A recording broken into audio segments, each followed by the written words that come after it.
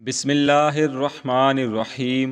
السلام علیکم دوستو۔ حضور پر نور حضرت محمد صلی اللہ علیہ وآلہ وسلم کی عمر مبارک 3 برس ہوئی تو ایک دن اپنی رضائی ماں حضرت حلیمہ سعدیہ سے فرمایا، امی جان مجھے یہ بتائیے کہ میرے بہن بھائی کہاں جاتے ہیں؟ حضرت حلیمہ سعدیہ رضی اللہ عنہا نے عرض کیا، میری جان آپ صلی اللہ علیہ وسلم پر فدا ہو، آپ کے بہن بھائی تو جنگل پہاڑوں پر بکریاں چرانے جاتے ہیں اور شام کو گھر واپس آتے ہیں۔ اس جواب پر ننھے حضور محترم صلی اللہ علیہ وسلم نے ارشاد فرمایا، تو آپ مجھے اپنے بہن بھائیوں کے ساتھ جب وہ بکریاں چرانے جاتے ہیں ساتھ کیوں نہیں بھیجتی تاکہ میں سیر کروں اور بکریاں بھی چرایا کروں؟ لہٰذا اب سے میں بھی اپنے بہن بھائیوں کے ساتھ بکریاں چرانے جایا کروں گا۔ حضرت حلیمہ سعدیہ رضی اللہ عنہا نے جب ننھے ننھے ہونٹوں سے یہ جواب سنا تو مسکرا دیں۔ ناظرین،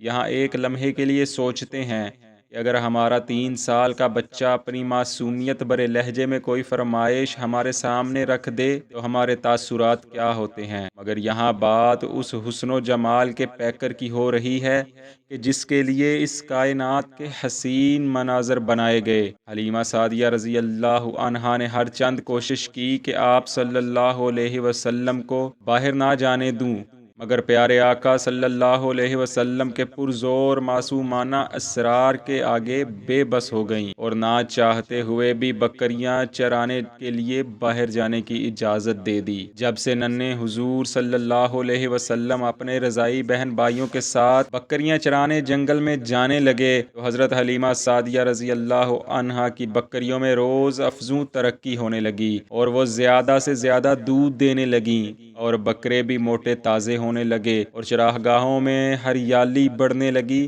جس پر بنو سعد بہت خوش ہوئے۔ حلیمہ سعدیہ رضی اللہ عنہا فرماتی ہیں کہ جب شک صدر کا قضیہ پیش آیا تو میرے شوہر اور دوسرے لوگوں نے مشورہ دیا کہ اس سے پہلے کہ کوئی گزند پہنچے بہتر یہی ہے کہ حضور صلی اللہ علیہ وسلم کو ان کی والدہ ماجدہ اور ان کے جد امجد کے سپرد کر دینا چاہیے۔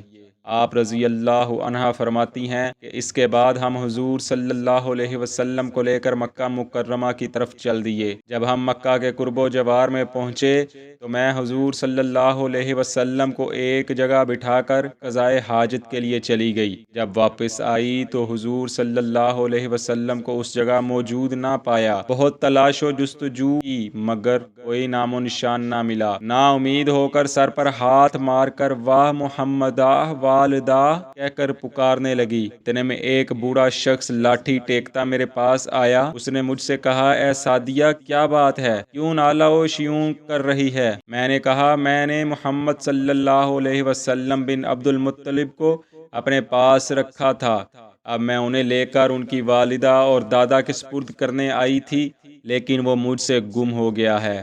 بوڑھے نے کہا، رو نہیں اور غم نہ کھاؤ، میں تمہیں اس کی رہنمائی کرتا ہوں جہاں وہ ہوں گے، اگر اس نے چاہا تو ممکن ہے کہ وہ ہمیں ان تک پہنچا دے۔ میں نے کہا، میری جان تو ان پر قربان، بتاؤ وہ کون ہے؟ بوڑھے نے کہا، وہ بڑا بت ہے جس کا نام حبل ہے، وہ بڑے مرتبے والا ہے، وہ جانتا ہے کہ تمہارا فرزند کہاں ہے۔ میں نے کہا، خرابی ہو تیری، کیا تو نہیں جانتا اور تو نے نہیں سنا کہ اس فرزند کی ولادت کی رات بتوں پر کیا گزری تھی؟ وہ سب ٹوٹ کر اوندھے گر پڑے تھے، مگر وہ نہ مانا اور زبردستی مجھے حبل کے پاس لے گیا اور اس کا چکر لگوایا۔ میرا مقصد اس نے بت کے سامنے بیان کیا تو حبل سر کے بل گر پڑا اور دوسرے تمام بت اوندھے ہو کر گر پڑے۔ ان کے خول سے یہ آواز آئی، اے بوڑھے، ہمارے سامنے سے دور ہو اور اس فرزند جلیل کا ہمارے سامنے نام نہ لے،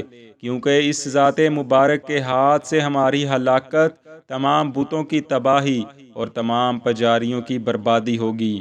اس کا رب انہیں ہرگز ضائع نہیں کرے گا اور وہ ہر حال میں اس کا محافظ ہے۔ حلیمہ سعدیہ فرماتی ہیں کہ اس کے بعد میں حضرت عبد المطلب کے پاس آئی جب ان کی نظر مجھ پر پڑی تو فرمایا کیا بات ہے، میں تمہیں فکر مند اور پریشان دیکھ رہا ہوں اور ہمارا شہزادہ محمد صلی اللہ علیہ وسلم تمہارے ساتھ نہیں ہے۔ میں نے کہا اے ابو الحارث، میں محمد صلی اللہ علیہ وسلم کو خوب اچھی طرح لا رہی تھی۔ جب میں مکہ میں داخل ہوئی تو میں انہیں ایک جگہ بٹھا کر قضائے حاجت کے لیے چلی گئی۔ واپس آئی تو دیکھا کہ محمد صلی اللہ علیہ وسلم وہاں موجود نہیں تھے۔ میں نے ان کو ارد گرد تلاش کرنا شروع کر دیا، مگر جستجو و تلاش کے باوجود کوئی خبر نہ پا سکی۔ یہ سن کر حضرت عبد المطلب کوہ صفا پر تشریف لے گئے اور قریش کو آواز دی کہ اے آل غالب، میرے پاس آؤ۔ جب تمام قریش جمع ہو گئے تو قریش نے کہا اے سردار،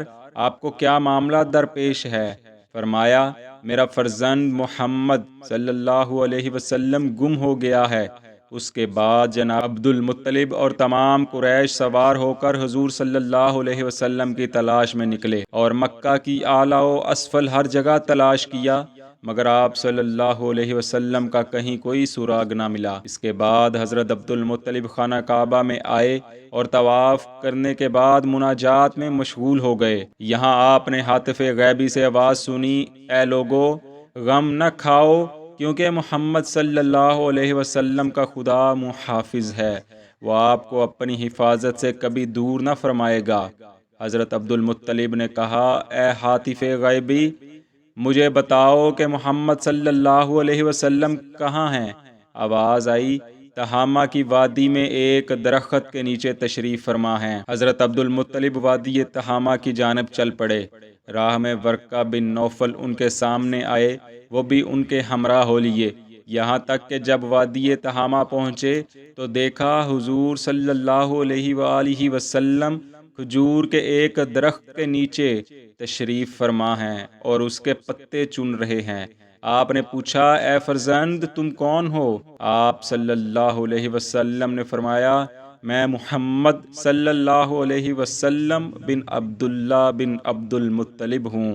حضرت عبد المطلب نے کہا میری جان تم پر قربان ہو، میں تمہارا دادا عبد المطلب ہوں۔ اس کے بعد انہوں نے حضور صلی اللہ علیہ وسلم کو سواری پر اپنے آگے بٹھایا اور خوش خوش مکہ مکرمہ لے آئے اور بہت سا سونا اور بے شمار اونٹ صدقہ میں دیے اور حضرت حلیمہ سعدیہ رضی اللہ عنہا کو قسم قسم کے انعام و اکرام سے نوازا۔ دوستو، آج کی ویڈیو کیسی لگی آپ کو؟ اپنی رائے سے ضرور آگاہ کیجیے۔ جن دوستوں نے ابھی تک ہمارے چینل کو سبسکرائب نہیں کیا ان سے گزارش ہے ہمارے چینل کو سبسکرائب کر لیں۔ جلد ملیں گے ایک اور نئی ویڈیو کے ساتھ۔ اللہ آپ کا اور ہمارا حامی و ناصر ہو۔